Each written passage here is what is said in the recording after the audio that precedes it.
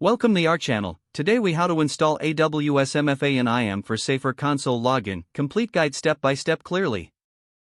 Begin by logging into your AWS Management Console. Navigate to the IAM service from the Services menu. Once in the IAM dashboard, look for the Users section on the left-hand side.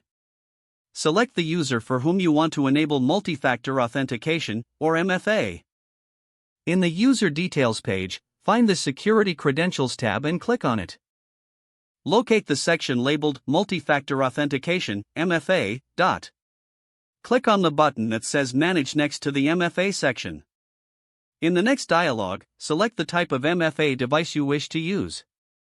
For a virtual MFA device, choose the option for Virtual MFA Device. You will need a virtual MFA application installed on your mobile device, such as Google Authenticator. Open the virtual MFA application on your device and select to add a new account. Back on the AWS Management Console, click on the button that says Show QR Code.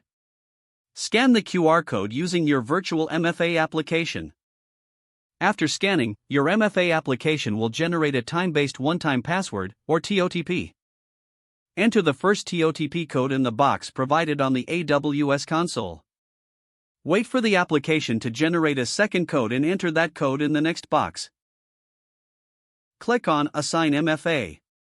You should now see a confirmation that MFA has been successfully enabled for the user.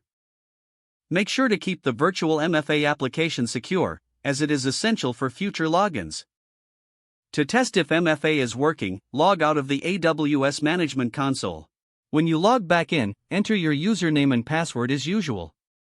After your password, you will be prompted to enter your MFA code. Open your virtual MFA application to retrieve the current code. Enter the MFA code to complete the login process. Congratulations, you have successfully installed AWS MFA in IAM for safer console login. If the page does not load, refresh the browser or try again in a private or incognito window. Make sure you are using the correct email address, then retype it carefully to avoid small typos. If your password is not accepted, use the reset option and create a new strong password you can remember. Check your spam folder for verification or security emails, then complete any requested confirmation steps.